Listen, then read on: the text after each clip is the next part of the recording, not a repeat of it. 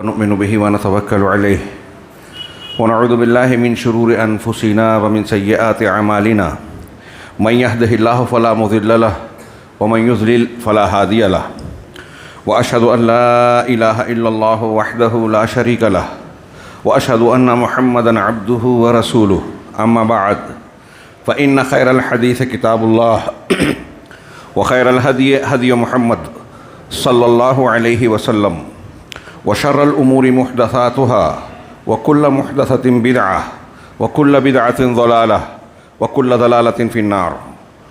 أعوذ بالله من الشيطان الرجيم. بسم الله الرحمن الرحيم.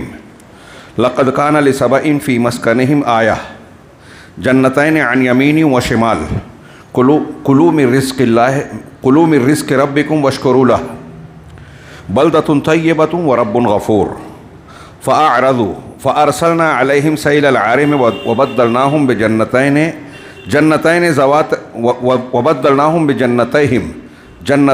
ذوات أكل خمط وشيء من سدر قليل ذلك جزيناهم بما كفروا وهل نجازي إلا الكفور.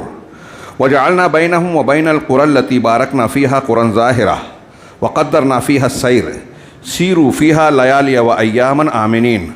فقالوا ربنا باعد بين أسفارنا وظلموا أنفسهم فجعلناهم أحاديثا ومزقناهم كل ممزق إن في ذلك لآيات لكل صبار شکور. محترم حاضرین، اللہ تبارک و تعالیٰ کی نعمتوں میں سے ایک نعمت یہ ہے کہ اس نے ہماری ہدایت کا جو انتظام فرمایا، اپنے کلام کو نازل فرمایا، اس میں ہمارے لیے عبرت و نصیحت کے بہت سارے واقعات بیان کیے. یہ قصے، یہ واقعات جو قرآن مجید نے بیان کیے ہیں، وہ قصے اور کہانی کے طور پر ہمارے مزاج کی لذت کے لیے نہیں، بلکہ ہماری نصیحت، ہدایت اور اللہ تبارک و تعالیٰ کے دستور و قانون کو واضح کرنے کے لیے کہ دنیا میں تاریخ کے مختلف ادوار میں مختلف قومیں گزریں، ان کا کیا کردار رہا، ان کی کیا روش اور کیا طریقہ رہا، اس مناسبت سے ان کا انجام کیا ہے یہ آپ اور ہم جان لیں، اور اس کے تناظر میں اپنا جائزہ لیں، محاسبہ کریں اور یہ دیکھیں کہ ہم اپنے آپ کو کس انجام کی طرف لے جا رہے ہیں. ہلاک ہونے والے یا کامیاب ہونے والوں کے راستے پر ہم چل رہے ہیں اور اپنے آپ کو چلانا چاہتے ہیں. اہل علم نے بیان کیا کہ یوں تو ہدایت سب سے بڑی نعمت ہے ہی. اللہ تبارک و تعالیٰ نے جو کچھ ہدایت کا سامان ہمیں اور آپ کو دیا ہے، ان میں جو جو چیزیں ہماری ضرورت کی تھیں، جن چیزوں کے اثرات ہمارے اوپر مرتب ہونے چاہیے اور ہوتے ہیں، انہیں رب العالمین نے انتہائی دل پذیر اور مؤثر انداز میں بیان کیا. ان میں سے ایک نعمت یہ واقعہ ہے اور واقعات ہیں. ایسے ہی واقعات میں نے کچھ آیتیں جو ابھی آپ کے سامنے تلاوت کی خطبہ مسنونہ کے بعد، سورہ سبا کی چند آیتیں ہیں جس میں قوم سبا کا تذکرہ کیا گیا ہے. قوم سبا کا ذکر سب سے پہلے کفار مکہ اور اہل مکہ کے سامنے مکی صورت میں یہ کیا گیا، اس اعتبار سے بھی کہ ان کے واقعات ان کے یہاں جانے اور ذکر کیے جاتے تھے، اور اس اعتبار سے بھی کہ یہ واقعات نبی کریم صلی اللہ علیہ وسلم جب ان کے سامنے پیش کر رہے ہیں تو نبی کی تصدیق اور تائید بھی ہو رہی ہے کہ جو چیز تم سنتے تھے اللہ تبارک و تعالیٰ اسے بیان کر رہا ہے تمہاری عبرت و موعظت کے طور پر، واعظ و نصیحت کے طور پر.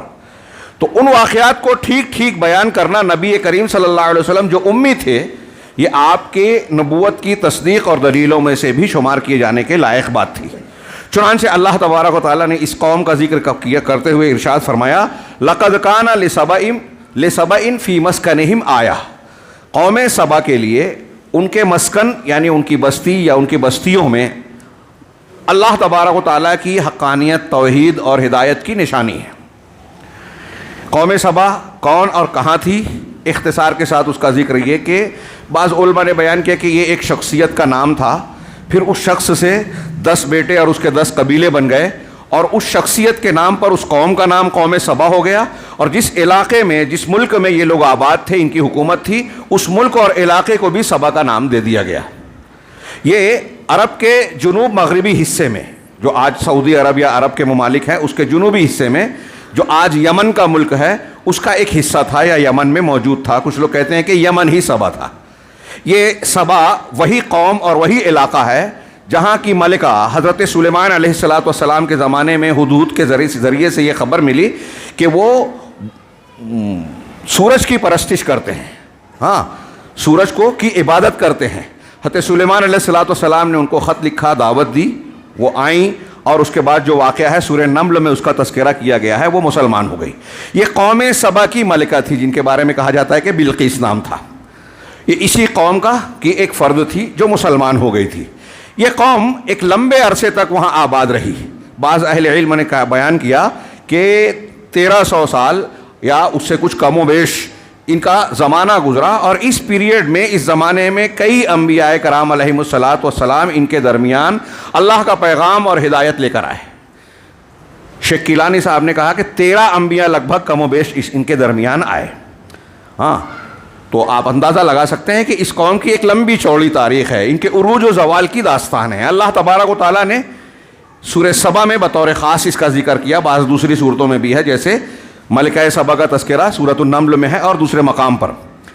اللہ نے فرمایا کہ ان کے اس مسکن میں جہاں وہ آباد تھے، اس میں اللہ کی نشانی تھی، عبرت و موعظت کی نشانی، خود اس قوم کے لیے نشانی تھی. کیسے نشانی تھی؟ آگے فرمایا جنتین عن یمین و شمال، 2 باغات داہنے اور بائیں. ان کے داہنے جانب بھی باغ، کھیت اور ہریالی، شادابی، اور بائیں جانب بھی. اس کی تفصیل میں اہل علم نے بیان کیا کہ یہ جو سبا کا شہر، ملک یا علاقہ تھا، اس کے گرد میں پہاڑیاں تھیں دونوں جانب. ان پہاڑیوں پر سے جو چشمے بہہ کر آتے، ان لوگوں نے اپنی صلاحیت کے ساتھ بہت اچھے انداز میں اس میں بند باندھ دیے تھے، اور آبپاشی کے نظام کو انتہائی اس زمانے کے اعتبار سے انتہائی ترقی یافتہ انداز میں اختیار کرتے تھے. چنانچہ جگہ جگہ پانی کے ذخیرے، اگر کم پانی بھی ہوتا، سیلابی پانی، بارش کا پانی آتا، تو یہ اسے ذخیرہ کر لیتے، اور پھر اس کے بعد اس کو حسب ضرورت مختلف علاقوں میں نہروں کی شکل میں بہا کر اپنے باغات اور کھیتیوں کو سیراب کرتے، آپ پاشی کیا کرتے تھے. نتیجہ یہ نکلا کہ یہاں ہر طرف ہریالی، شادابی، خوشگوار اور پھلوں کا بہت بڑا حصہ یہاں پیدا ہونے لگا. ایک طرف اللہ تبارک و تعالیٰ نے ان کی ضرورت، بلکہ ضرورت سے بڑھ کر ان کو پھل پھول اور کھیتیاں عطا فرمائی، اور ساتھ ہی ساتھ اس کی برکت سے وہاں کا ماحول اتنا خوشگوار کہ اہل علم بیان کرتے ہیں کہ وہاں کی صفائی، طہارت کا یہ نتیجہ تھا کہ وہاں مچھر، مکھی اور ان سے ہونے والی بیماریوں کا وجود نہیں تھا. انتہائی خوشگوار فضا.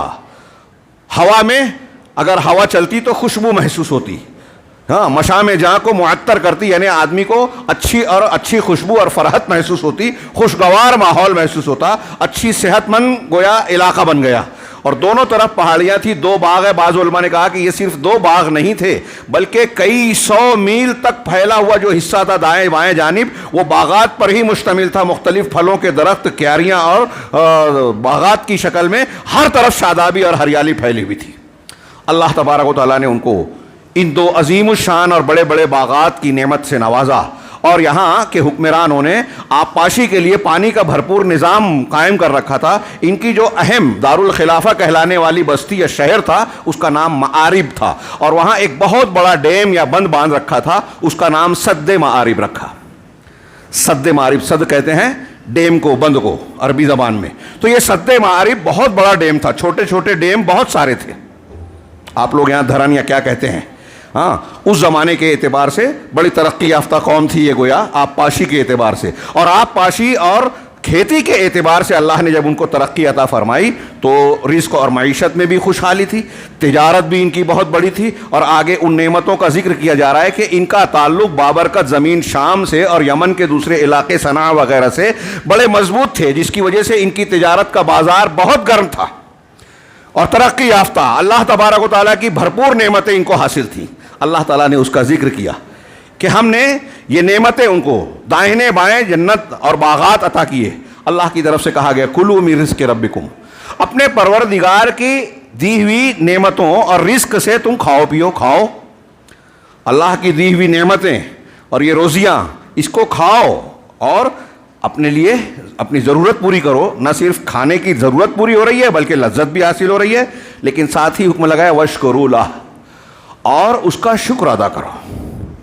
اللہ کی دی ہوئی نعمتوں کو استعمال کرو تو ساتھ ساتھ شکر گزاری کرو. شکر کیا ہے؟ نعمت دینے والے کی زبان سے تعریف کرنا, دل سے اس کا اعتراف کرنا, اور اس دی ہوئی نعمت کو اس کے حکم, اللہ کے حکم کے مطابق صحیح استعمال کرنا.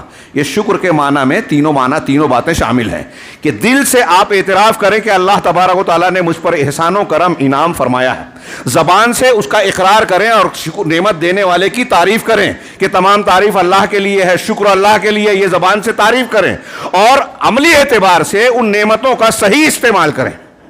جیسے آپ کی زبان ہے تو زبان کو آپ اللہ کے ذکر میں, نیک کام کے بیان کرنے میں, قرآن کی تلاوت میں, سچ بولنے میں, اچھے کام اچھی باتیں بولنے میں استعمال کریں. اس نعمت کا استعمال اگر آپ نے جھوٹ بولنے میں, غیبت کرنے میں, ایک دوسرے کی خلاف بہتان تراشی میں استعمال کیا تو آپ اس نعمت کا غلط استعمال کر رہے ہیں, ناشکری کر رہے ہیں, کفر کر رہے ہیں, کفران نعمت.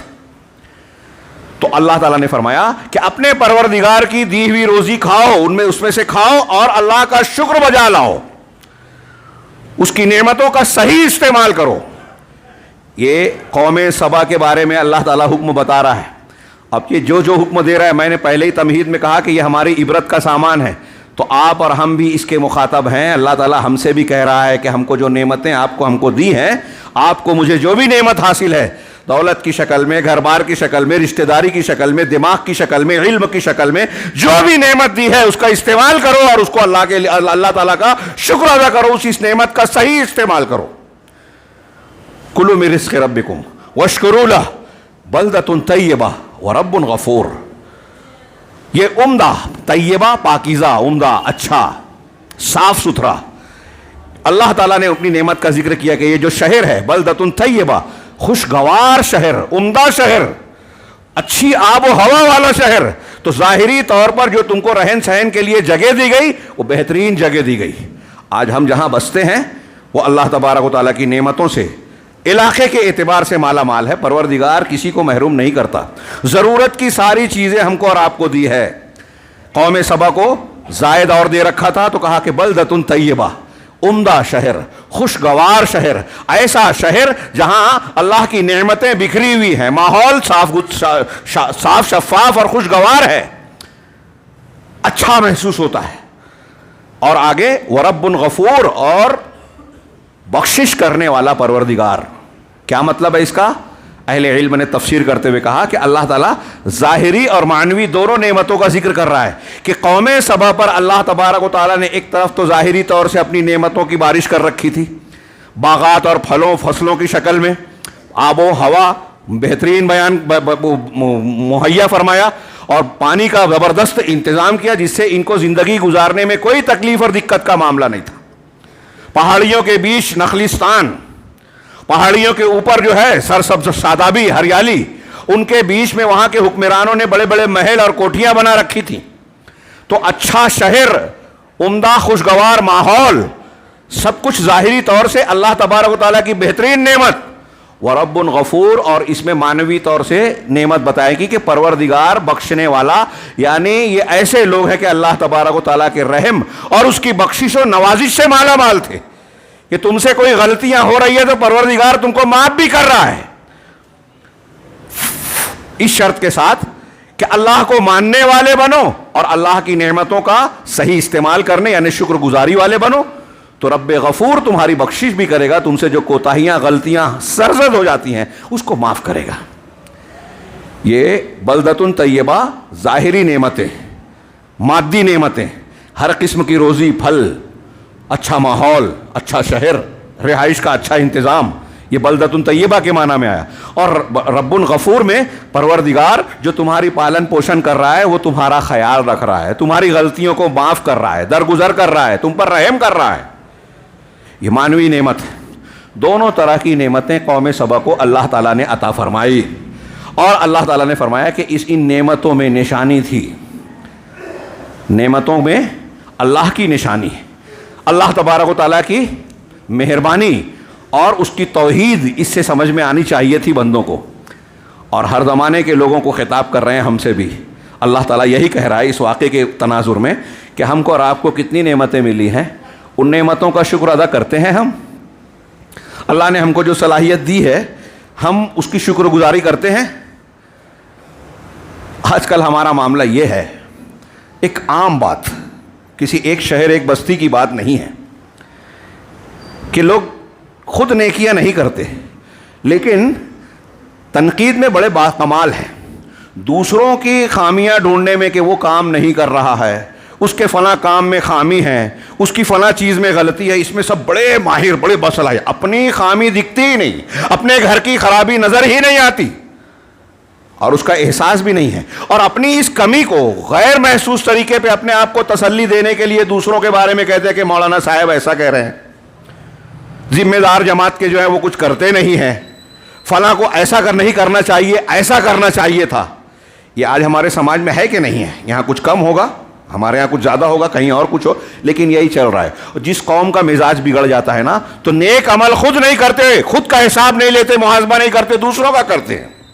صحابہ کرام یہ دیکھتے تھے کہ ہم نے کیا غلطی کی ہے، اللہ تبارک و تعالی ہمارے اعمال کے متعلق ہم سے پوچھے گا، دوسروں کے بارے میں نہیں پوچھے گا، دوسروں کا حساب اللہ لے گا۔ ہم خود دوسروں کا حساب لینے لگے اور اپنا محاسبہ بھول گئے، اپنی اصلاح نہیں کرتے، دوسروں کی اصلاح کے چکر میں پڑے رہتے ہیں۔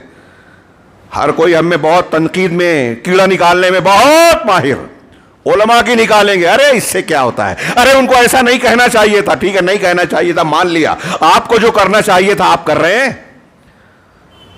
یہ اللہ تبارک و تعالیٰ جو واقعات بیان کر رہے ہیں نا، قوموں کا مزاج بگڑتا ہے۔ اللہ تبارک و تعالیٰ نے جب یہ نعمتیں عطا کی، ساری چیزیں دے دی، آگے کہا فَأَعْرَضُوا، اللہ کی روزی سے لطف اندوز ہوئیے، اللہ نے تم کو نعمتیں دی ہے، اس کا استعمال کیجئے، کوئی رکاوٹ نہیں ہے جائز چیزوں کو استعمال کرنے میں، لیکن اس کا شکر بھی ادا کیجئے، اس کا حق ادا کیجئے۔ لیکن قوم کا آگے مزاج بتایا، اللہ نے واقعہ نقل کیا، فَأَعْرَضُوا، ان لوگوں نے اعراض کیا، روگردانی کی، منہ موڑا، کفر کا راستہ اختیار کیا، ناشکری کا راستہ اختیار کیا، گناہ کے کاموں میں پڑ گئے۔ اب اتنی نعمتیں مل رہی ہیں، آج کل ہمارے یہاں ہوتا ہے، بہت سارے لوگ، یہ پرانا چلا آ رہا ہے معاملہ، ان کا بھی تھا، ہاں، دوسرے لوگوں کا، کفار مشرکین کا ایک مزاج ہے کہ اگر اللہ نے ہم کو دولت دی ہے، اگر اللہ تبارک و تعالیٰ نے ہم کو اولاد دی ہے، ہم کو دنیا کی نعمتیں ملی ہیں، تو وہ ایسا سمجھ لیتے ہیں کہ یہ دولت، یہ نعمت، یہ شہرت، یہ عزت اور جو اقتدار ملا ہوا ہے، یہ اس بات کی دلیل ہے کہ پروردگار ہم سے بہت خوش ہے۔ قرآن مجید میں مختلف قوموں کے زبان سے آپ یہ چیز پائیں گے، نحن اکثر اموالا و اولادا، ہم مال میں اور اولاد میں تم سے زیادہ ہیں۔ قوم شعیب نے کہا، مالیگاؤں میں ابھی میرا سلسلہ وار اس پر خطبہ جاری ہے، باقی ہے، شعیب علیہ السلام کا واقعہ جو قرآن نے بیان کیا۔ تو جب قوم کو وہ خطاب کر کے دعوت دے رہے ہیں، توحید بتا رہے ہیں، صحیح سچائی کا راستہ بتا رہے ہیں، تو قوم نے ان کا انکار کر کے جو مخالفتیں کی، اس میں ایک دلیل یہ بھی بتائی کہ تم تو کمزور لوگ ہو، گرے پڑے کمزور لوگ ہو، ہمارے پاس مال دولت زیادہ ہے، اولاد زیادہ ہے، جتھا زیادہ ہے، لہذا ہم حق پر ہیں۔ تو دولت، شہرت، طاقت کو حق اور ناحق کی دلیل نہیں سمجھنا چاہیے۔ میں اکثر کہتا ہوں کہ اگر سوچئے واقعہ قرآن نے کتنا نقل کیا فرعون اور موسیٰ علیہ السلام کا۔ فرعون کے پاس طاقت ہے، بادشاہت ہے، قوت ہے، فوج ہے، کیا نہیں ہے دنیاوی اعتبار سے؟ موسیٰ علیہ السلام کے پاس کیا تھا؟ اور اگر طاقت، قوت، حکومت کو ہم حق اور ناحق کا معیار مانیں تو کیا یہ کہیں گے کہ حضرت موسیٰ علیہ السلام غلط اور فرعون صحیح تھا؟ قطعی نہیں۔ دنیا میں اسی کی آزمائش ہو رہی ہے، امتحان ہو رہا ہے ہمارے سامنے کہ جب ہم حق اور سچ کے راستے پر چلتے ہیں تو آزمائشیں آتی ہیں، کمزوریاں ہوتی ہیں، بظاہر ایسا لگتا ہے کہ اہل حق کمزور ہیں، دبے ہوئے ہیں، اہل باطل کے پاس حکومت ہے، بیجا قوانین بناتے ہیں، ظلم کرتے ہیں اور اپنی طاقت کا غلط استعمال کر کے کمزوروں اہل حق کو دباتے ہیں، جیسا کہ آج بھی حکومت کر رہی ہے۔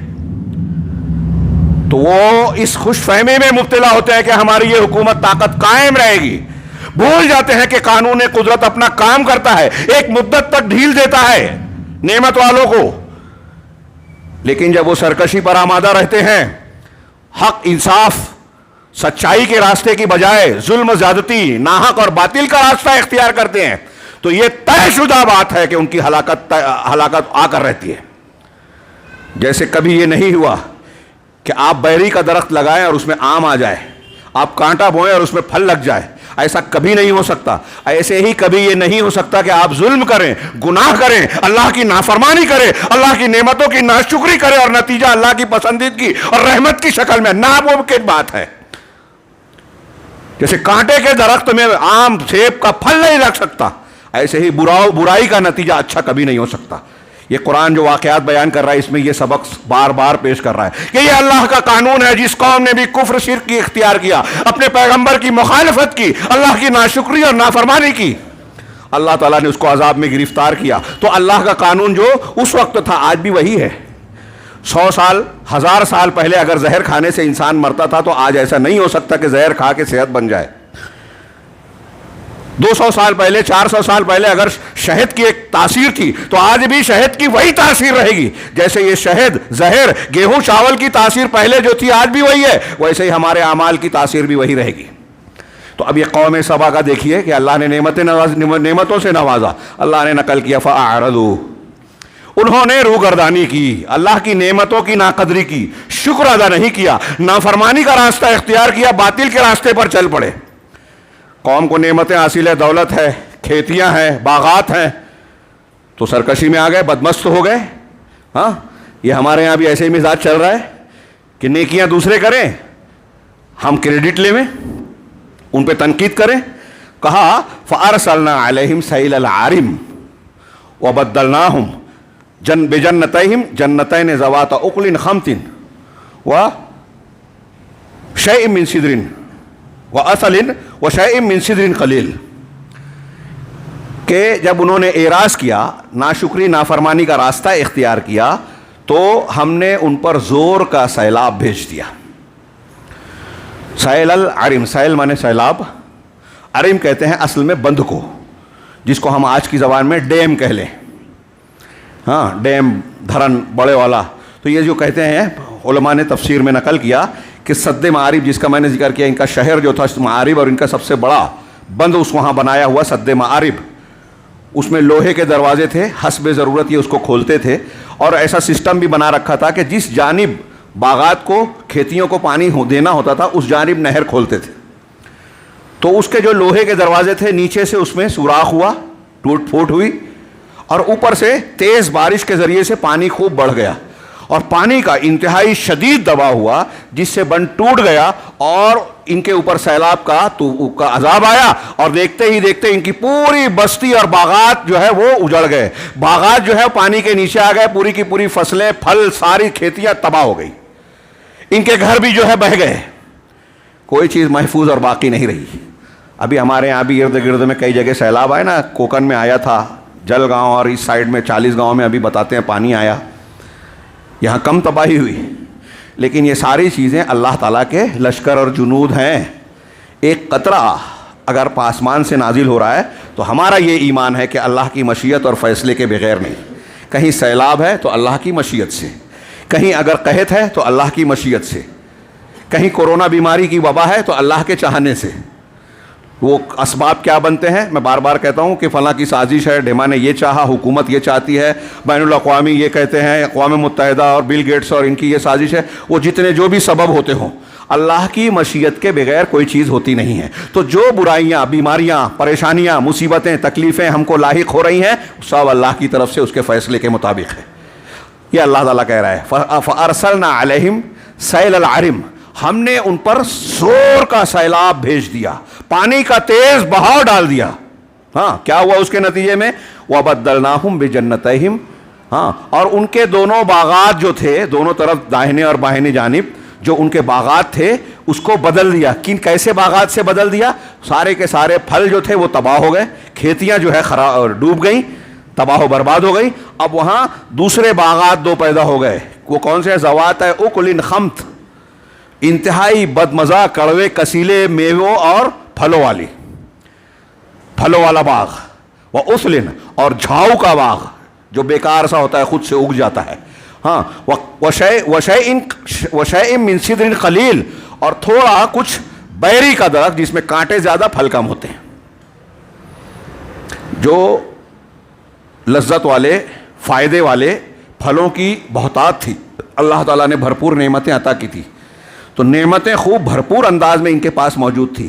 جب انہوں نے ناشکری کی, ان نعمتوں کی قدر نہیں کی, اس کا حق ادا نہیں کیا, اللہ تبارک و تعالیٰ کو بھول گئے, تو نتیجہ کیا نکلا کہ وہ جو سرسبز و شاداب ہریالی والے بہترین اعلیٰ قسم کے باغ تھے, اللہ نے اس کو تباہ کر دیا, اور ان اچھے باغوں کے مقابلے میں وہ پودے پیڑ پیدا کر دیے جو انسان کے لیے نقصان کے باعث ہوتے ہیں, فائدے والے نہیں ہوتے. جھاؤ کا, کانٹے دار جھاڑیاں, ہاں, اور ایسے پھل جو کھانے کے لائق نہیں ہیں, انتہائی بدمزہ, کڑوے, کسیلے. قرآن کہہ رہا ہے یہ اللہ کا قانون ہے, جیسا عمل ویسا بدلہ, جیسی کرنی ویسی بھرنی. جب ناشکری کی تو جو نعمت دی گئی تھی وہ نعمت چینج ہو گئی, تبدیل ہو گئی. قرآن نے یہ بات مختلف مقامات پر مختلف پیرایوں میں بیان کیا. ہاں, جیسے مثال کے طور پہ سورہ ابراہیم میں اللہ نے فرمایا کہ لئن کفرتم, ہاں, وَإِسْتَأَذَّنَ رَبُّكُمْ, جب تمہارے رب نے یہ اعلان کر دیا. کیا اعلان کر دیا؟ لئن کفرتم لأزیدنکم, اگر تم نے کفران نعمت کیا, ناشکری کی, معاف کیجیے, لئن شکرتم لأزیدنکم, اگر تم نے شکر گزاری کی, نعمت کی قدردانی کی, تو تمہاری نعمت میں اور اضافہ ہوگا. وَلَئِن کفرتم, اور اگر تم نے ناشکری کی, کفران نعمت اور انکار والا راستہ اختیار کیا, فإن عذابی لشدید, تو میرا عذاب بہت سخت ہے. اس سے پتہ چلا شکر سے نعمت محفوظ رہتی ہے. آپ کو اور ہم کو جو نعمتیں ملی ہے, اگر ہم اس کا شکر ادا کریں گے تو وہ نعمت قائم رہے گی. اس لیے شکر کو اہل علم حافظ کہتے تھے کہ نعمت کی محافظت کرنے والی چیز ہے اللہ کا شکر ادا کرنا, اور ناشکری نعمت کو تباہ کر دیتی ہے, برباد کر دیتی ہے. سورہ نحل میں ایک اور واقعہ ذکر کیا, ضرب اللہ مثلا قریۃ آمنۃ مطمئنۃ, ہاں, اللہ نے ایک امن والی, اطمینان والی بستی کی مثال دی. ہاں, تاتی رزقھا کل حین باذن ربھا, ہاں, رغدن, کہ اس فراوانی کے ساتھ اس کا, معاف کیجئے شاید آیت میں کچھ غلطی کر رہا ہوں, کہ اس کا فراوانی کے ساتھ اس کا رزق ہر جگہ سے آتا تھا. فکفرت بانعم اللہ, اللہ کی نعمتوں کا انکار کیا, ناشکری کی. فاذاقها اللہ لباس الجوع والخوف, نتیجے میں اللہ تعالیٰ نے ان کو جو بھوک اور ڈر, خوف کا لباس پہنا دیا. پہلے کہا کہ آمنتم مطمئنتن تھی, امن والے, اطمینان والے, اور جب ناشکری کی تو اللہ نے امن کی بجائے خوف اور اطمینان کی جگہ بھوک پیدا کر دی, بھوک اور خوف کا لباس پہنا دیا. یہ قوم سبا کے واقعے میں بھی یہ بات بیان کی کہ ان کے اچھے باغات, پھلدار باغات, کانٹے والی جھاڑیوں والے باغات میں تبدیل کر دیا اللہ تعالیٰ نے. کیوں کیا؟ ذالک جزیناہم بما کفروا, یہ ہم نے انہیں بدلہ دیا ان کے کفر کی وجہ سے, ان کی ناشکری کی وجہ سے. یہاں کفر کا صحیح ترجمہ ناشکری ہے. کفران نعمت کی وجہ سے انہوں نے اللہ کی نعمتوں کی قدر نہیں کی, تو ہم نے ان کو یہ بدلہ دیا. یہ کیوں واقعہ نقل کر رہے رب العالمین؟ مذاق ہے, قصہ کہانی ہے؟ نہیں. آپ اور ہم جتنے یہاں بیٹھے ہیں, جتنے میری بات سن رہے ہیں, یہ اللہ رب العالمین کا فرمان ہے. یہ واقعہ یہ بتا رہا ہے کہ آپ کو, مجھ کو, کسی کو بھی اللہ نے اگر کوئی نعمت دی ہے, دولت, شہرت, اقتدار, صلاحیت, کچھ بھی, اگر ہم نے اس کا صحیح استعمال نہیں کیا, لوگوں کی ٹانگ کھینچ رہے ہیں, دین کے کام میں رکاوٹ ڈال رہے ہیں, اچھائی کے کام میں تعاون کرنے کی بجائے رکاوٹیں پیدا کرتے ہیں, اچھے لوگوں پر تنقیدیں کرتے ہیں, ان کے حوصلے توڑتے ہیں. آج ہمارے سماج میں یہ زیادہ ہے, قوم کے پست ہونے اور ذلت اور خواری کا یہ بہت بڑا سبب ہے. اجتماعیت اور ایک دوسرے سے تعاون کی بجائے ایک دوسرے کی ٹانگ کھینچنا, جو نعمتیں اللہ نے دی ہے اس کا صحیح استعمال کرنے کی بجائے غلط استعمال کرنا. دولت کو ہم اللہ کے راستے میں خرچ کرنے کی بجائے دنیا اور شوق کے معاملے میں, خواہشات نفس کی تکمیل میں زیادہ خرچ کرتے ہیں. یہ ناشکری ہے دولت کی. تو دیکھ رہے ہیں کہ جو لوگ ایسے راستے اختیار کرتے ہیں نا, ایک نسل, دو نسل کے بعد ان کا کروڑ پتی, لکھ پتی آدمی جو ہے وہ راستے پر آ جاتا ہے, اللہ نعمت کو چھین لیتا ہے. یہی قوم سبا کا ہوا حال. اللہ تبارک و تعالیٰ نے آگے فرمایا کہ ہم نے ان کو یہ بدلہ کیوں دیا, ان کے کفر اور ناشکری کی وجہ سے. وَهَلْ نُجَازِي إِلَّا الْكَافِرُونَ إِلَّا الْكَفُورَ, اور جو بہت ناشکرا ہوتا ہے ہم ایسے ہی لوگوں کو یہ برا بدلہ دیتے ہیں, ایسے ہی لوگوں کو.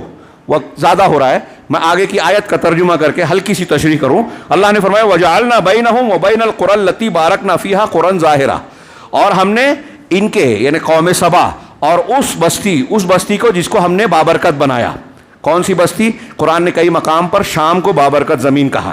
تو اکثر علماء نے سلف نے کہا کہ یہاں مراد شام ہے، کچھ علماء نے کہا کہ اس سے مراد صنعا ہے. دونوں کو مراد لینے میں کوئی حرج نہیں ہے کہ یہ جو جہاں قوم سبا تھی، یہاں اور شام کے علاقے تک جانے آنے کے درمیان ہم نے ایسی بستیاں بنا دی تھی لبے سڑک، سر عام سڑک کے بالکل کنارے، جو بالکل واضح اور ظاہر تھی، کھلی ہوئی بستیاں تھیں. وقدرنا فیہا السیر، اور اس میں ہم نے سفر کے لیے منزلیں مقرر کر رکھی تھی. اس زمانے کے سفر کو یاد رکھیے، یہ آج کے سواریاں اور یہ نہیں تھیں. اونٹ پہ، گھوڑے پہ، گدھے پہ، خچر پہ، پیدل لوگ سفر کرتے تھے، لمبے لمبے سفر. بار برداری بھی انہی پہ ہوتی تھی، خود بھی جاتے تھے. اب جنگل بیابان کے راستوں سے جب گزرتے تھے تو جانوروں کا بھی خوف ہوتا تھا، لوٹ مار کا بھی ڈر ہوتا تھا، ہاں، اور بھی بہت سارے خطرات اور مشقتیں، پریشانیاں ہوتی تھیں. اب جنگل بیابان ہے تو راستے میں کھانے پینے کا انتظام نہیں ہوگا، تو گھر سے کھانے پینے کی توشے لے چلنا ہے، راستے کی ضرورت کے سامان سب لاد کے لے چلنا ہے. بڑا مشقت والا سفر ہوتا تھا. لیکن اللہ تعالیٰ نے قوم سبا سے لے کر شام تک یا صنعا تک ایسا راستہ بنایا کہ وہاں قدم قدم پر بہت ساری بستیاں تھیں. شیخ حافظ صلاح الدین نے اپنے حاشیے میں احسن البیان میں لکھا ہے کہ مفسرین کہتے ہیں کہ اس کے اور شام کے درمیان جو راستہ تھا اس میں 4700 گاؤں تھے، بستیاں تھیں. ایک بستی میں ٹھہرتے تھے تو دوسری بستی نظر آتی تھی لبے سڑک. اس کا فائدہ یہ تھا کہ یہ اس طرح چلتے تھے کہ اگر ہم صبح چلیں گے تو دوپہر تک ہمیں کوئی نہ کوئی بستی ایسی مل جائے گی جہاں قیام کر سکتے ہیں، کھانا کھائیں گے، آرام کریں گے. ضرورت کا سامان وہاں آسانی سے مل جائے گا، گھر سے لے چلنے کی ضرورت نہیں ہے، تو سامان لادنے کی ضرورت نہیں پڑتی تھی. ایک بات. دوسرا یہ کہ قریب قریب بستیاں ہونے کی وجہ سے لوگوں کی آمد و رفت ہر وقت آنا جانا لگا رہتا تھا. اس کے نتیجے میں لوٹ مار اور لوگوں کے ڈاکے ڈکیتی وغیرہ کا خطرہ نہیں ہوتا تھا، تو امن والا راستہ تھا. یہ اللہ کی چھوٹی نعمت نہیں تھی، یہ بھی نعمت تھی کہ ایک طرف تو ان کو باغات دیے، پھل دیے، کھیتیاں دی، دوسری طرف تجارتی راستہ اتنا محفوظ، پرامن اور آسانیوں والا دیا، سہولت والا دیا کہ آسانی سے اپنا مال وہاں لے جا سکتے ہیں، بیچ سکتے ہیں، وہاں سے کا مال یہاں لا سکتے ہیں، تجارت کے لیے آسانی. لیکن پھر کیا ہوا؟ ہاں، وقدرنا فیہا السیر، اور مقرر کر دیا تھا ہم نے وہاں چلنے پھرنے کو. سیروا فیہا لیالیا و ایاما آمنین، اس میں کئی کئی دن رات آپ بے امن چین کے ساتھ جو ہے سفر کرتے رہو. اللہ تعالیٰ نے ان کو ایسا راستہ دیا کہ کئی کئی دن کا سفر امن کے ساتھ کرتے، آسانی کے ساتھ کرتے. ہاں، اللہ نے آگے فرمایا لیکن فقالوا ربنا باعد بین اسفارنا وظلموا انفسهم، یہ نعمت ان کو راس نہیں آئی. وہ کہہ رہے ہیں کہ پروردگار ہمارے سفر میں بھی دوریاں پیدا کر دے، جیسے دوسرے لوگ سفر کرتے ہیں، جنگلوں سے گزرنا پڑتا ہے، مشقتیں اٹھانا پڑتی ہے، پریشانیاں لاحق ہوتی ہیں، ہم کو بھی ایسا سفر دے دے. اللہ کی نعمت کی ناقدری کر رہے ہیں. نعمت ملی ہے تو اس پر خوش ہونے کی بجائے کہہ رہے ہیں کہ ہمارے سفر دور دور کر دے. وَظَلَمُوا أَنفُسَهُمْ، اور خود اپنے نفسوں پر ظلم کیا، اپنے آپ کے لیے برا کیا، ناشکری کی، کفران نعمت کیا، اور یہ اللہ تعالیٰ کی نعمت کی ناقدری کر رہے ہیں. تو نتیجہ کیا نکلا؟ فَجَعَلْنَاهُمْ أَحَادِيث، ہم نے ان کو احادیث بنا دیا. حدیث کی جمع احادیث، باتیں بنا دی. ترجمہ کرتے ہیں کہ ہم نے ان کو بیان کیے جانے والے افسانے اور کہانی بنا دیا کہ اب لوگ اپنی مجلسوں میں قوم سبا کے حال کا بات کرتے ہیں کہ دیکھو یہ ایسے ایسے تھے لیکن تباہ ہو گئے، برباد ہو گئے، منتشر ہو گئے.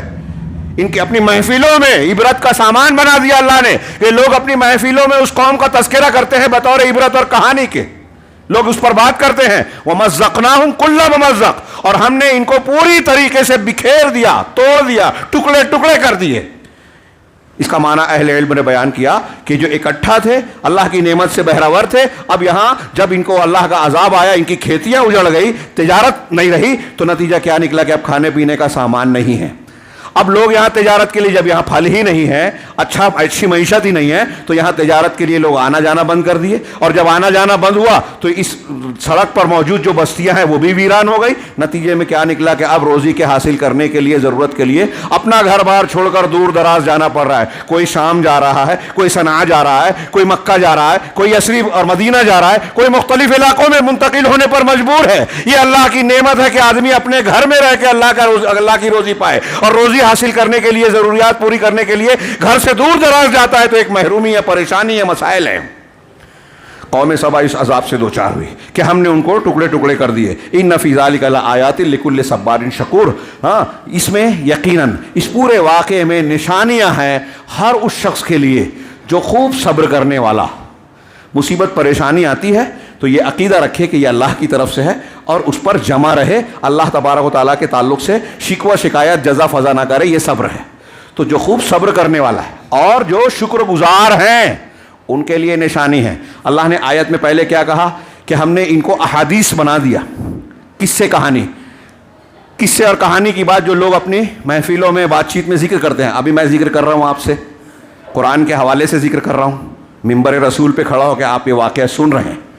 قرآن پڑھیں گے, یہ پڑھ سکتے ہیں, تو بیان کرنا, میں بیان کر رہا ہوں آپ سن رہے ہیں, اور لوگ بیان کر رہے ہیں یا آپ پڑھ رہے ہیں, تو ایک چیز یہ ہے کہ اس واقعے کو ہم جان رہے ہیں, پڑھ رہے ہیں, سن رہے ہیں, لیکن اس سے بڑی چیز کون ہے, کیا ہے کہ اس واقعے کو سننے کے بعد اس سے سبق کون لیتا ہے, سدھرتا کون ہے. اللہ نے کہا سدھرے گا کون, فائدہ کسے ہوگا.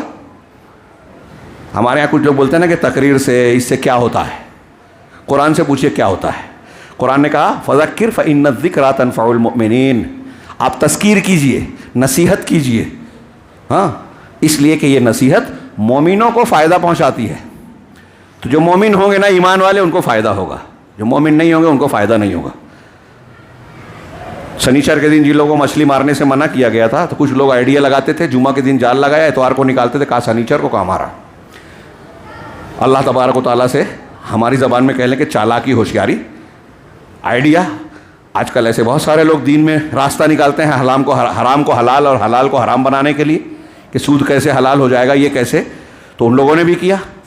اب ایک قوم تو یہ نہیں کرتی تھی, ایک قوم منع کرتی تھی, تو جو منع کرتے تھے ان کو لوگوں نے کہا کہ ارے منع کیوں کرتے ہو, جن کو اللہ ہلاک کرنے والا ہے ان کو آپ کیوں منع کرتے ہو, کیا فائدہ ہے. ہمارے یہاں بولتے ہیں نا لوگ کہ تقریر سے کیا فائدہ ہوتا ہے, اس سے کیا فائدہ ہوتا ہے. تو وہ جواب دیا لوگوں نے, قرآن اٹھائیے سورہ اعراف میں, کہ معذرۃ الی ربکم, ہم اس لیے ان کو سمجھا رہے ہیں, منع کر رہے ہیں کہ پروردگار کے پاس ہم معذرت پیش کر سکیں. جب کل عذاب آئے گا تو اللہ سے ہم یہ کہہ سکیں گے کہ ہم نے تو خود ان کو منع کیا تھا, ہمارا قصور نہیں ہے, ہمارا جو حق تھا ہم نے ادا کیا, فرض تھا ہم نے نبھایا, ہم بچ جائیں گے. تو اپنے پروردگار کے پاس معذرت کرتے. اور ایسا بھی ہو سکتا ہے کہ ہمارے سمجھانے سے کسی کی سمجھ میں آ جائے, اصلاح ہو جائے, تو وہ سدھر جائے گا اور ہم کو اس کا اجر ملے گا.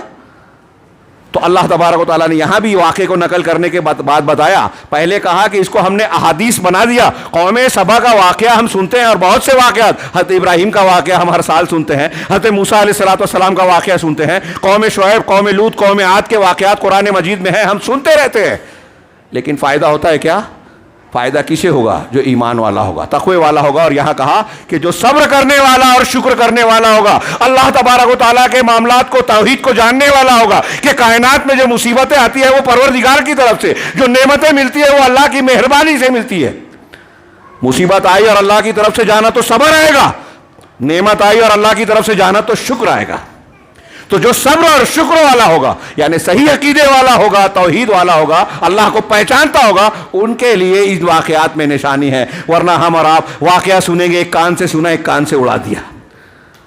میرے بھائیوں, ان واقعات کے ذریعے سے اللہ تعالی ہمیں راہ ہدایت, عبرت, نصیحت فرما رہا ہے.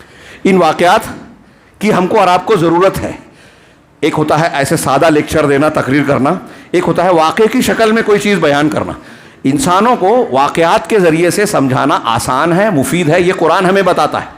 لہذا میں خاص طور سے یہ کہنا چاہ رہا ہوں, مالیگاؤں میں نے ابھی بیان کیا کہ ہم اپنے بچوں کی تربیت جب کریں, آج کل ہمارے یہاں تربیت کے معاملے میں بڑا مسئلہ اور بڑی شکایتیں ہیں کہ بچے نافرمان ہوتے ہیں, اسکولوں میں ان کو صحیح تعلیم نہیں ہوتی, فلم, ٹی وی, موبائل کی وجہ سے بگڑے چلے جا رہے ہیں, ہاتھ میں ہے ہی نہیں.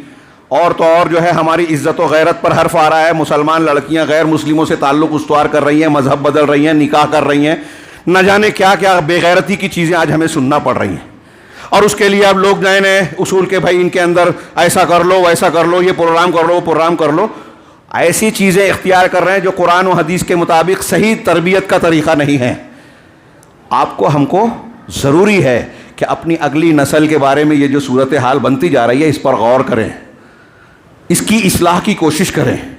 یہ مان لیں کہ ہمارے بچے جو عقل بڑے ہوں گے تو قوم اور ماحول جو ہے مختلف قسم کے شبہات کے ذریعے سے, چال و فریب کے ذریعے سے جال بچھا کر ہمارے بچوں کو شکار بنائے گا.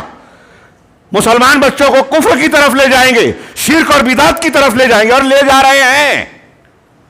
ہم آنکھیں نہ کھولیں الگ بات ہے، ہم مطمئن نہ رہیں، ہمارے گھروں میں بھی دستک دے رہے ہیں یہ خطرات، شبہات اور شہوات کے فتنے موبائل کے ذریعے، ٹی وی چینل کے ذریعے ہمارے گھروں میں گھس چکے ہیں، ہماری عورتوں کے پاس پہنچ چکے ہیں۔ ان سے کیسے بچایا جائے؟ ان سے بچانے کے جو طریقے ہیں کہ صحیح اسلام، صحیح عقیدہ سکھایا جائے۔ افسوس یہ بھی ہے کہ لوگ دین کے بڑے بڑے کام کر رہے ہیں، جماعتیں، بڑے بڑے دعوے، بڑے بڑے کام، لیکن صحیح کام نہیں کر رہے ہیں۔